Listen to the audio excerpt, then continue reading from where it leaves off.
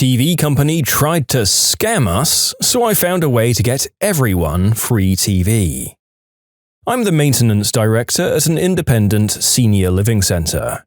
It's pretty much an apartment complex in which you have to be a senior citizen to reside.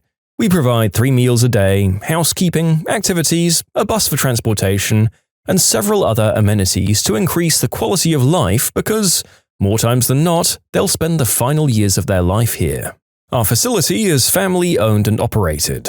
Family members of current employees are encouraged to apply for positions. We have one rule in our employee handbook: ensure resident safety, happiness, and prolongment of life. I take my job very seriously and I take pride in it. I try to go above and beyond to make them all happy. Each resident during the daytime either listens to the radio, plays crossword puzzles, or most of the time watch their favorite TV shows. We don't provide television service. Each resident has to provide it themselves if they choose.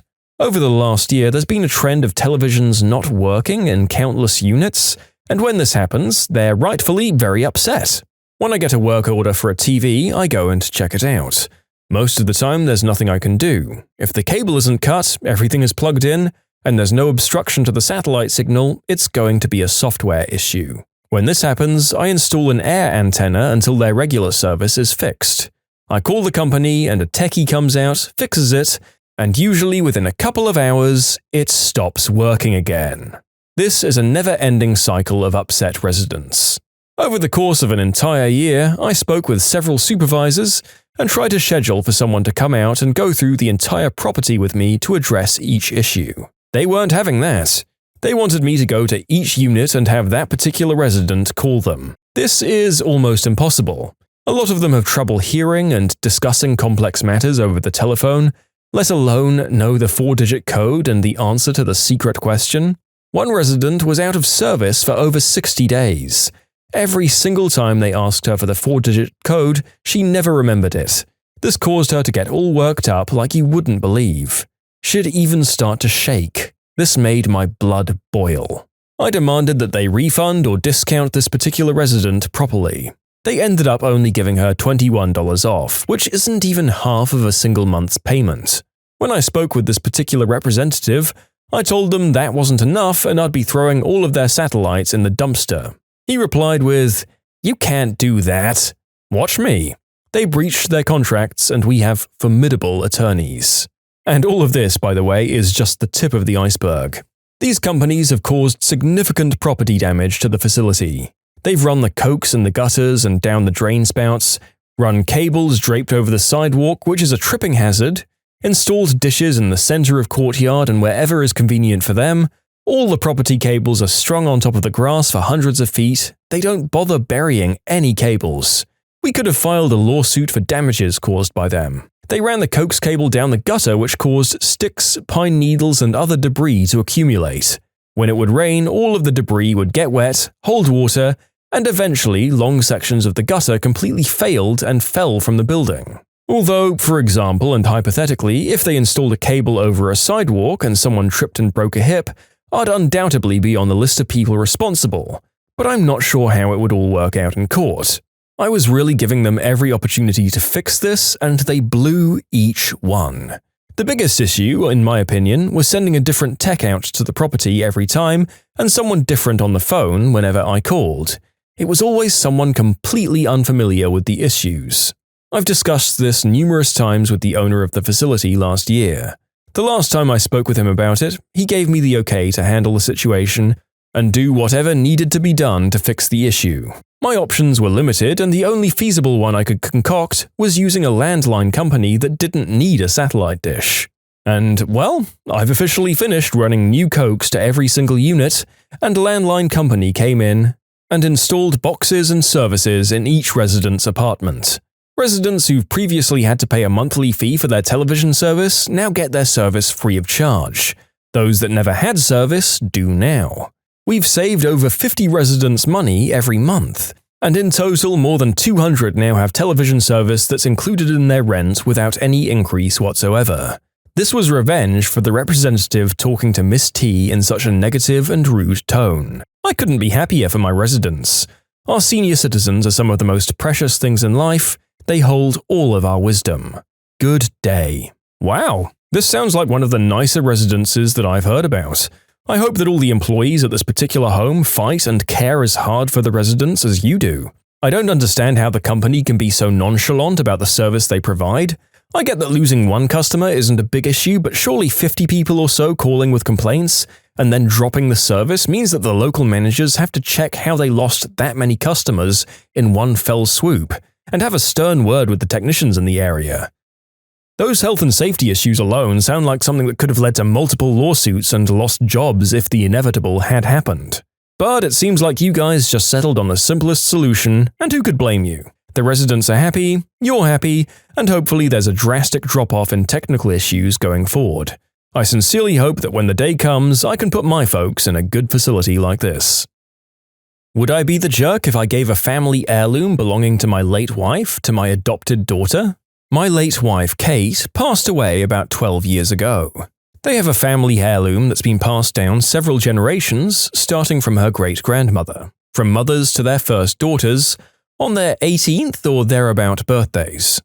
The heirloom itself is not highly valuable in a financial sense, but the history makes it very valuable to the people in the family. I currently possess it after Kate passed away, and I always intended to give it to my daughter, Claire, on her 18th birthday. She's currently 16. I married my current wife about 8 years ago.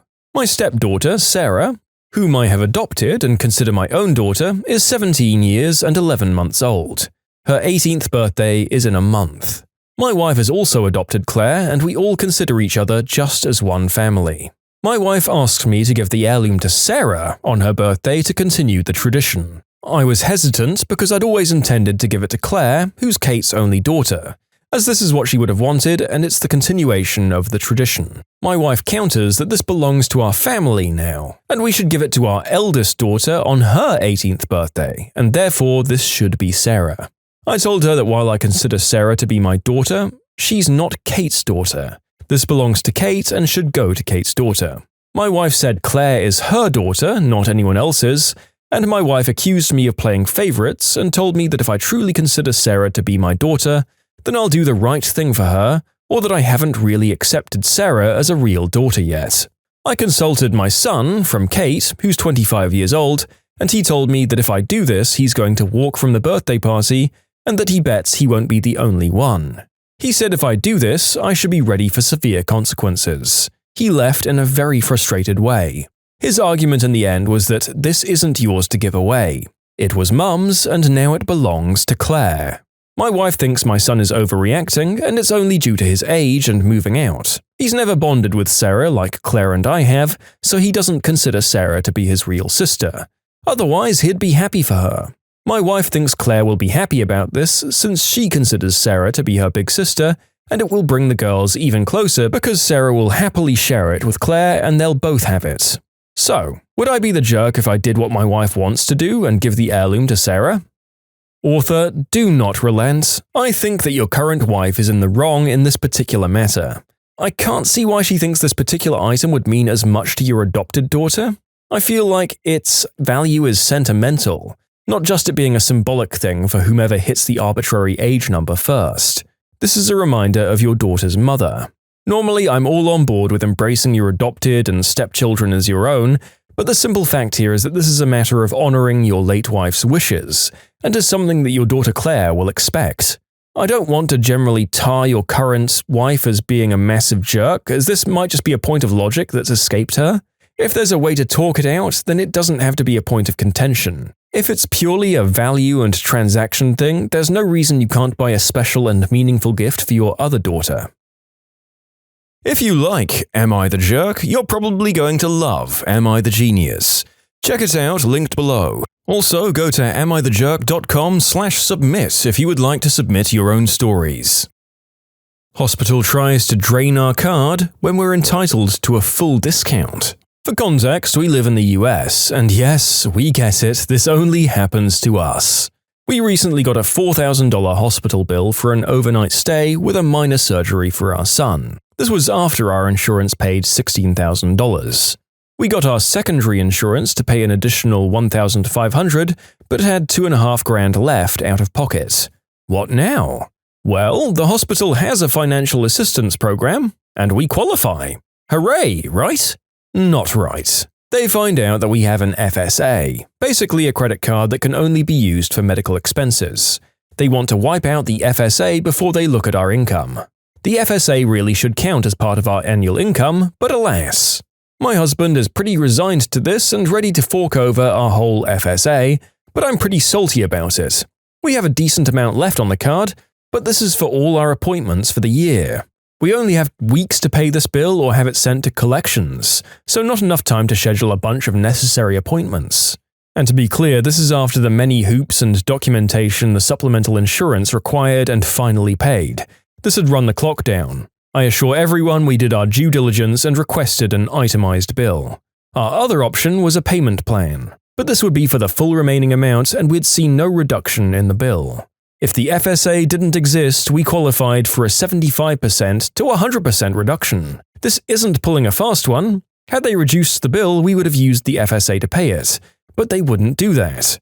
I'm determined not to let the entirety of this thing go to the hospital because I know that if they looked at our income, the rest of the bill would probably be dropped or significantly reduced. What to do? Well, I bought every FSA-eligible item we could think of on Amazon that we may need over the next 6 months. I'd done my research and found it's perfectly legal to use your FSA like this, and you should do that. There are many qualifying items and you don't need a prescription. I learned a lot by doing my research for this, and if nothing else, I hope someone else can learn from this story. I bought an ungodly amount of tampons among band-aids and other medical supplies in faintly ridiculous qualities. I took about half of the FSA out in a week, just in time for our final notice. Collections or payment plan. We pay with what we have left of the FSA, and then they finally run our numbers. Cue a call that the rest of the bill is indeed dropped because we qualified for the reduction. To everyone who thinks that what we did with the card was immoral, well, collecting the funds a family has for a year of medical expenses is predatory as frick if you know that they otherwise qualify to pay $0 through your own hospital's financial assistance program. This upset me a whole heck of a lot. It's why I used what I could on things that I know we need and use first. I guess I'll think of you guys every time I reach for a tampon this year.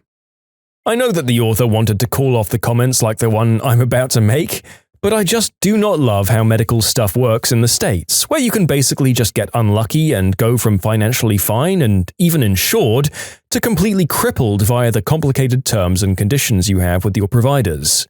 But my European rant aside, good on our author for doing their research and making sure their family wasn't bled dry by the parasitic powers that be. And in the event that you suffer boo-boos, infections, and other everyday medical problems, it sounds like you have an ungodly amount of wound dressings, disinfectant, painkillers, and other supplies on hand. Look at that! You did right by yourselves and got that part of preparation for the zombie apocalypse out of the way. All the preppers in our audience are proud of you. Am I the jerk for getting my boyfriend arrested? I'll just get straight to it. I'm a college student and this is my last semester until medical school. I've never been able to get a loan. I've worked 5.5 years to get this degree because I have to pay out of pocket, so it takes way longer. I've worked 2, sometimes 3 jobs at a time and barely had a social life. For this upcoming semester, I reached my goal for tuition, so I quit one of my jobs so I could relax for a bit.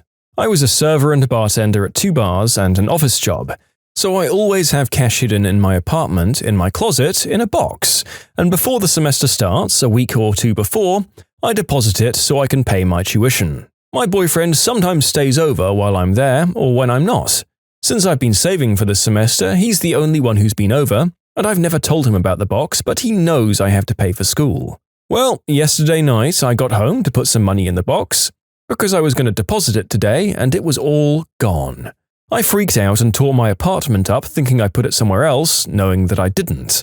I called my boyfriend like crazy, no answer. I didn't sleep last night, I was panicking so much. Then this morning he finally calls me back and I'm yelling at him about my money. He's acting all confused and like I'm crazy. He comes over and I'm still mad. After a while, he finally admits that he took it so that he can borrow it, and he'll pay me back. Where the frick is he going to get $14,000 from in 2 weeks?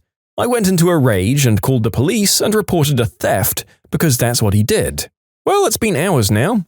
I guess he got his phone call because his family have been blowing my phone up and his mother has said some really hurtful and racist things to me. They've been harassing me for the past 6 hours now. It's stressing me out even more, and I hate that I'm feeling bad for him, but he stole my money that I've been saving for months.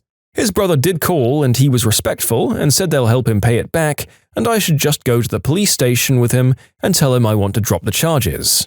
But I really don't believe them. I could do that and never get my money back still. I don't know what to do, and I hate that I'm contemplating doing this. I'm just really angry and I've been crying all fricking day. Okay, hi everyone. I'm coming in with an update here. It's been a long and annoying process. I want to thank all of you so much for the advice you've been sending in. Someone suggested when I go to school to talk to my emergency dean, and I'm so grateful for you. With the police report, I was able to get my school to pay for my semester again. So to that person, thank you, thank you, thank you. I started a week late, but a week late is better than not going. Sadly, the harassment continued and escalated, and due to what almost happened, and all the texts and calls, I was able to get a temporary restraining order on his mum, which she quickly violated. After a few weeks, I was able to get a little over 8K back from my money, and his brother did pay the remaining bit back to me. Don't worry everyone, we didn't meet, it was through a third party. Also, like most of you said, depending on the state, you can't drop charges after the fact, so I couldn't do anything after the money was given back. At this point, it's up to the courts what happens. We haven't spoken, nor do I care to. I'm finally moving in a month, which is a huge stress reliever, because they won't know where I live anymore. A police report helps with a lot of things. I got to break my lease, thank goodness. Also, I won't keep my money at home anymore. Thankfully, since this is my last semester, I won't have to work bar jobs anymore, so no more money in my closet. I think that's all I have to update you all with. Again, thank you so much to all of you for your encouraging words and advice. It meant a lot and helped more than you can imagine. It sounds like the internet was a positive influence in your life. Congratulations! Oh boy, I can't for the life of me imagine keeping 14 grand in cash in my house. Maybe it's a tax thing for you, but I can barely trust myself to keep my wallet, phone, and keys safe in my own house, and I'm sure as heck not going to risk the same thing with my life savings. You certainly weren't the jerk for calling the cops on him. He stole an amount of money that would be devastating for anyone, and would have in particular ruined your life if it was your course fees. That could have been your life delayed for a year or two, and it really wasn't okay of him? Thank goodness you were able to get him to own up. For anyone else who might find themselves in a similar situation, I recommend following up with a text or email telling them to give you it back in the off chance that they give you written evidence in their reply. Am I the jerk for leaving a bad review on a small store? So my boyfriend and I have a tradition for our anniversary that we both go to a store and then separate, and after we buy each other gifts, we exchange them in the car. It's silly and cute. We walked into this new mom-and-pop anime store. I'm a huge anime nerd and my boyfriend likes video games, which they also sell. We separate and I go to look at stuff for my boyfriend. A worker walks up to me and starts chatting, then points at my leg. I have a pretty big tattoo of Kakeshi from Naruto on my thigh, among other anime tattoos. He asks if I got that for my boyfriend, and I said no, I've always loved Naruto, and then showed him my other tattoos, which included the Leaf Village symbol, Gaara of the Sands Gourd, and a piece on my arm of Asuma Saratobi. He started quizzing me on the lore of the anime, and I told him I wouldn't have spent $1,000 on tattoos of an anime I didn't know about, and I didn't appreciate him for trying to catch me in a gotcha moment. He told me he didn't believe a girl could ever fully understand the real story of Naruto and the depth behind it. I told him I didn't need his services and he can go back to the front desk. He told me I was a rude wannabe B-word and walked into the back, and I continued purchasing my items. I left a review later. In short, it was, if you're feminine presenting, enter with caution. One of the employees will call you a B-word when you don't want to prove your nerd cred to him. The owner left a comment on my review asking for an email conversation and asked that I take down my review because people have started complaining about this employee as well, and his sale revenue has dropped. I told him I wouldn't, and maybe he shouldn't hire misogynists if he doesn't want bad reviews. My friends tell me I'm overreacting. Am I the jerk? Nope, not the jerk. Tell him that you'll remove the review when he removes the employee that multiple female customers have also complained about. If it's a recurring criticism, then you should do your due diligence as a business owner and discipline the employee that's causing repeated issues. How's going to the multiple people he's insulted and telling them to shut the heck up a better solution than that? My instinct would be to get the boyfriend to leave another review saying that his girlfriend was insulted by the employee, and that when she complained, the owner reached out to her and told her to take down the review, instead of acting to resolve the problem in a more appropriate way. The owner more or less admitted that the employee is the problem. If a restaurant is poisoning customers, they don't get to complain that people are being frank about the experience. They fix the food or lose out. The same rules apply for this business. Also, Naruto isn't deep, and if this guy thinks it is, he needs to go read June or something. I'm sure there are deeper animes too, it's just not the art form for me. When you subscribe, make sure to hit the bell to turn on notifications. Put the playlist on in the background to finish listening to all the stories. Or if you want to check out some great music, check out easymode.com. If you like Am I the Jerk, give Am I the Genius a shot. Everything linked in the description.